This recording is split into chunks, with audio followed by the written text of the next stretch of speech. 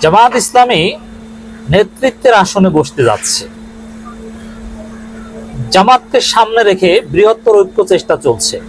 আমি আগে বলেছি যে জামাত ইসলামী কার্যত এখন চালকের আসনে, রাজনীতিতে ড্রাইভিং সিটে, এবং জামাতের যে ব্যাপক গতি, জামাতের যে ডেভেলপমেন্ট, জামাতের যে প্রোগ্রেস, এগুলো দেখে অনেকে প্রতিহিংসায় বলছে বা হিংসা হচ্ছে, অনেকের বলছে যে এই ডক্টর ইউনূস সরকার জামাতকে বিশেষ সুবিধা দিচ্ছে, এ কারণে জামাত এখন হিট। দেখেন, বরং নিঃসন্দেহে বিএনপি সবচেয়ে বড় দল, বিএনপির ভোট জামাতের চাইতে অনেক বেশি, কিন্তু বিএনপির চাইতে জামাত এখন বেশি আলোচনায়, জনগণের আকর্ষণ কেন্দ্রবিন্দুতে। বরং বিএনপিকে নিয়ে বিতর্ক হচ্ছে, বিএনপির কিছু লোকজন দখল, চাঁদাবাজি বা এগুলো ভাগ বাটোয়ারা এগুলো শুরু করে দিয়েছে, এই জন্য বিতর্ক হচ্ছে বিএনপিকে নিয়ে।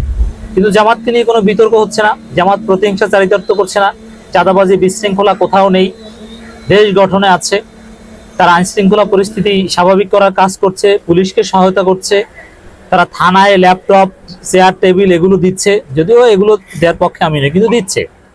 মানে জামাতের রাজনীতি কতটা গঠনমূলক আমরা দেখতে পাচ্ছি। এবং যেহেতু আওয়ামী লীগ নেই, আওয়ামী লীগ ধ্বংস হয়ে গিয়েছে, এজন্য বিএনপি নিঃসন্দেহে এককভাবে নির্বাচন করবে। এখন এই জন্য সবাই জামাতকে ঘিরে বৃহত্তর ঐক্য চেষ্টা করছে, সবাই এখন জামাতের পেছনে ঘুরছে, যে জামাতের থেকে যদি জোট করা যায় জামাতের সাথে থেকে, তাহলে আমরা 2-1টা সিট মনে হয় পাবো, না হলে বিএনপি জামাত ভাগ বাটোয়ারা করে সব নিয়ে যাবে সুষ্ঠু নির্বাচনে। এজন্যে জামাত এখন রাজনীতিতে নেতৃত্বের আসনে বসেছে, জামাতের দিকে মানুষের আগ্রহ বেশি। বাংলাদেশে বিভিন্ন বিরোধী রাজনৈতিক দলগুলো যারা আওয়ামী লীগের বিরোধিতা করছে, তারা এখন বিএনপির সাথে মেশার যতটুকু চেষ্টা করছে তার চাইতে জামাত ইসলামীর সাথে মেশার বেশি চেষ্টা করছে। বরং যেসব দল সকাল সন্ধ্যা জামাতের বিরুদ্ধে ফতোয়া দিত এবং জিকির করত, তারাও এখন জামাতের কাছে আসছে, জামাতকে ভালো দল হিসেবে স্বীকৃতি দিচ্ছে এবং জামাতকে সাথে নিয়ে বৃহত্তর ঐক্যের কথাবার্তা কিন্তু বলছে। এটা জামাতকে নেতৃত্বের আসনে বসাচ্ছে, ড্রাইভিং সিটে বসাচ্ছে।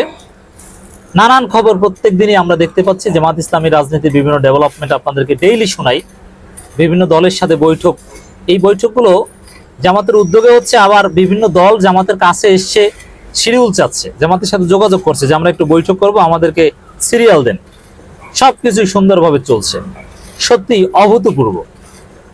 জামাত 2001 থেকে 2006 যতটুকু গুরুত্ব পেয়েছিল রাজনৈতিক গ্রাউন্ডে, তার চাইতে বরং এখন বেশি গুরুত্ব পেয়েছে। জামাত তার চাইতে এখন ভালো অবস্থানে আছে, জামাতের জন্য সামনে অপার সম্ভাবনা আমরা দেখতে পাচ্ছি। জামাতকে ঘিরে বৃহত্তর ঐক্য চেষ্টা হচ্ছে সত্যি। এখন এই মুহূর্তে দেশ গঠন, স্থিতিশীলতা, ফেসিবাদের রাহু থেকে দেশকে মুক্ত করা, এগুলোর চেষ্টাই চলছে। কিন্তু সবার মনের মধ্যেই রাজনীতি, ভবিষ্যৎ দলীয় অবস্থান কি হবে, এগুলো নিয়ে কথাবার্তা চলছে। এতে সামনে ভালো কিছু হতে যাচ্ছে ইনশাল্লাহ। বাংলাদেশ জামাত ইসলামী ও নাগরিক মঞ্চের মতবিনিময় সভা অনুষ্ঠিত। 18 আগস্ট রবিবার বাংলাদেশ জামাত ইসলামী ও নাগরিক মঞ্চের সাথে এক মতবিনিময় সভা অনুষ্ঠিত হয়। সবাই দেশের সুশাসন প্রতিষ্ঠা, আইন শৃঙ্খলা পরিস্থিতি, গণহত্যা ও অতীতের প্রতিটি হত্যাকাণ্ডের বিচার, ভিন্ন ধর্মাবলম্বীদের সুরক্ষা, অর্থনীতি শক্তিশালী করা, বিদেশে পাচারকৃত অর্থ ফেরত আনা এবং দেশের বিরাজমান পরিস্থিতি নিয়ে আলোচনা করা হয়। মতবিনিময় সভায় বলা হয়, ছাত্র জনতার গণবিপ্লবে অর্জিত অন্তর্বর্তীকালীন সরকার জনগণের প্রত্যাশা পূরণে কাজ করে যাচ্ছে। দেশের সুশাসন, মানবাধিকার প্রতিষ্ঠার লক্ষ্যে এই সরকারকে সহযোগিতা করতে হবে। আমরা আশা করি অন্তর্বর্তীকালীন সরকার জনগণের ইচ্ছার প্রতিফলন ঘটাবে। দেশের শান্তি শৃঙ্খলা বিনষ্ট করার জন্য জনগণের দুশ্মন ফেসিবাদীরা নানামুখী অপচেষ্টা চালিয়ে যাচ্ছে। দেশকে অশান্ত করার যে কোনো ষড়যন্ত্র মোকাবেলা করার জন্য ছাত্র জনতার সাথে ঐক্যবদ্ধভাবে ভূমিকা পালন করতে হবে।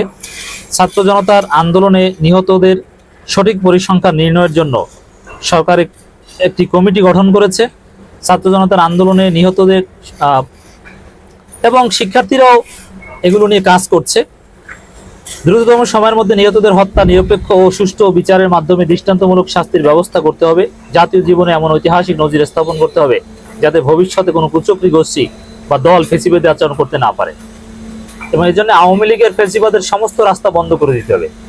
এবং এই ভয়টা অনেকের মধ্যে আছে, অনেকেই বলছে যে আওয়ামী লীগ বিএনপি মুদ্রার এপিট ওপিট, দুইটাই বিষ, এরকম বলছে, আমি বলছি না, অনেকে বলছে। এজন্য অনেকে মনে করছে যে আওয়ামী লীগ বিএনপি কি তো আলাদা আলাদাভাবে সুযোগ পেয়েছে, এবার জামাতকে একটু সুযোগ দিয়ে দেখি তারা দেশটা কিভাবে চালায়।